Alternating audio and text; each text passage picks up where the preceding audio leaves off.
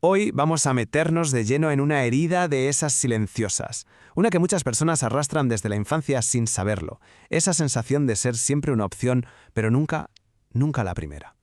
Un patrón que, sin que nos demos cuenta, va definiendo gran parte de nuestra vida adulta.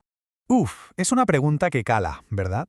Para algunas personas, esto no es solo una pregunta, es el eco constante de una experiencia que ha ido moldeando muy silenciosamente quiénes son hoy. Venga, pues este va a ser nuestro recorrido de hoy, en 4 paradas. Primero, vamos a ir directos a la raíz de esa herida. Después, escucharemos cómo resuena, sus ecos en la vida adulta. Luego, vamos a analizar la armadura que la mente construye para protegerse. Y por último, la parte más importante, descubriremos el camino para empezar a elegirse. Muy bien, empecemos por el principio. Para entender por qué esta sensación es tan profunda, tenemos que volver al lugar donde empezó todo, a ese entorno donde se plantaron las primeras semillas de esta creencia. A ver, a menudo no hablamos de un gran trauma evidente, sino más bien de una colección de microheridas.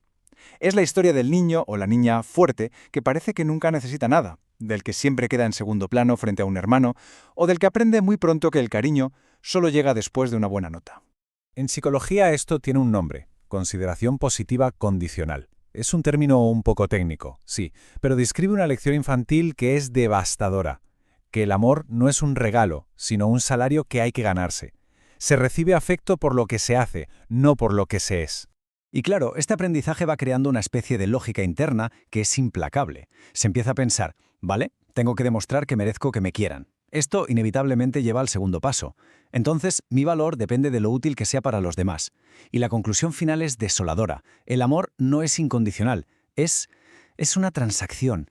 El tema es que esta herida de la infancia no se queda ahí, ni mucho menos, crece con la persona. Así que veamos ahora cómo ese eco resuena, a menudo de forma muy silenciosa pero increíblemente potente, en la vida adulta. Es que acabas siendo como unas gafas que uno se pone para ver el mundo. Afecta a las parejas que se eligen, a esa necesidad constante de demostrar valía en el trabajo y sobre todo a esa voz interna que está ahí, siempre, criticando cada movimiento. Y aquí viene lo realmente fascinante, o lo paradójico si lo pensamos bien. Por dentro hay una auténtica tormenta, una sensibilidad altísima al rechazo, un miedo atroz a que te reemplacen. Pero por fuera lo que se ve es a menudo justo lo contrario. Una persona que complace a todo el mundo o, en el otro extremo, alguien tan independiente que parece que no necesita a nadie para nada. Y esto se traduce en comportamientos muy claros, que seguro que a más de uno le suenan. Se empieza a confundir la autoestima con ser productivo. Cuesta un mundo pedir o aceptar ayuda porque se siente como una debilidad. La mente se pasa el día intentando anticipar lo que necesitan los demás para que haya paz, mientras ignora por completo las propias necesidades hasta que el cuerpo o la mente dicen basta. Todo para ser indispensable y evitar ese pánico a ser reemplazable. Esta idea de la hiperindependencia es brutal, porque es la consecuencia más visible. Como dice la cita, aprenden a depender solo de sí mismos. Y no es fortaleza de nacimiento, es una armadura que se forjó como protección. La lección que se aprendió de niño fue, la única persona que sé seguro que no me va a abandonar soy yo. Pero a ver, la mente humana es una máquina de supervivencia increíble. Para sobrevivir a esto no se rinde, sino que construye una armadura. Y en esta sección vamos a ver cómo muchos rasgos que a veces consideramos defectos son en realidad adaptaciones inteligentísimas para poder seguir adelante. Claro que esta armadura protege, sí, pero tiene un coste altísimo. Protege del dolor, pero a la vez aísla del amor y de la conexión genuina. Y llevarla puesta cada día, cada hora, consume una cantidad de energía brutal. Y la primera pieza de esa armadura, la más común, es una mente que va a 1000 por hora, que nunca para. La lógica es simple. Si el mundo de fuera no se siente seguro, el cerebro intenta crear seguridad dentro, analizando cada detalle, simulando cada posible escenario, todo para anticipar y evitar el próximo golpe emocional. Y el resultado es curioso, porque por fuera parece una mente superdotada. Piensa en exceso para que no se le escape nada, es perfeccionista para que nadie pueda ponerle una pega y detecta patrones que otros no ven para predecir el peligro. Pero en el fondo, es una mente que no puede descansar, porque para ella, descansar significa bajar la guardia, y eso se siente como un peligro mortal. Y esto nos lleva a una de las cosas más extrañas y frustrantes de esta armadura, lo que se conoce como la ambición perezosa. ¿Cómo es posible tener sueños gigantescos y al mismo tiempo sentir que es imposible hacer las pequeñas tareas del día a día para alcanzarlos? Si miramos la tabla, se ve clarísimo. Por un lado, una ambición desbordante, centrada en el gran resultado final. Pero por otro, muy poca acción, porque las tareas rutinarias se sienten agotadoras, no dan esa validación inmediata que la mente busca. El perfeccionismo, además, paraliza. Y al final, casi toda la energía se consume en el plano mental, en planificar, dejando muy poca para la ejecución real. Vale, hemos visto la herida, hemos visto la armadura, pero ahora vamos a lo que de verdad importa. ¿Cómo se empieza a quitar?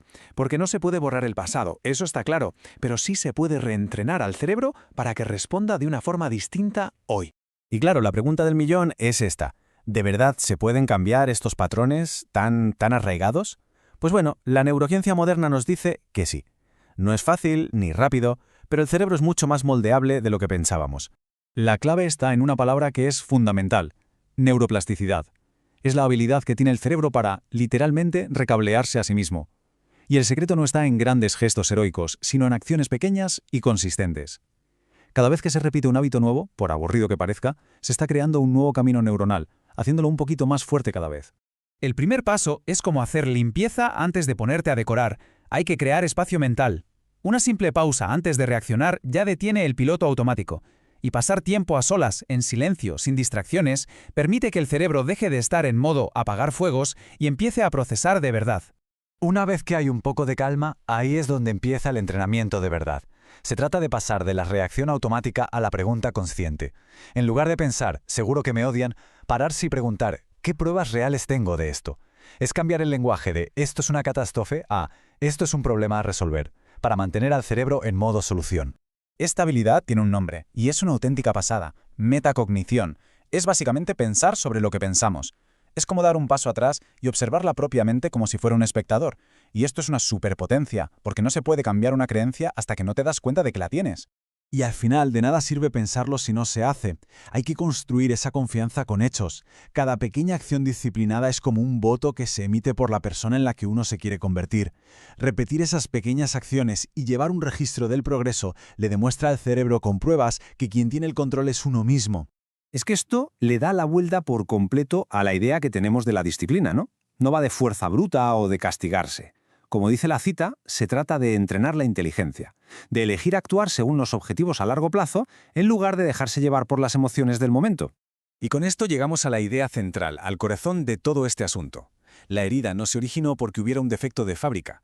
Se originó porque el entorno, por las razones que fueran, no fue capaz de reflejar de forma consistente e incondicional el valor que ya estaba ahí desde el principio. Así que, al final, la sanación no va de seguir esperando a que alguien, por fin, nos elija. Consiste en dejar de entregar ese poder a los demás y empezar a tomarlo. La verdadera sanación es convertirse en la propia fuente de validación. Es aprender a elegirse, primero y siempre. Y con esto llegamos al final. La pregunta que queda en el aire no es si el cambio es posible. La pregunta es mucho más personal. ¿Cuál es la primera pequeña elección que se puede hacer hoy por uno mismo?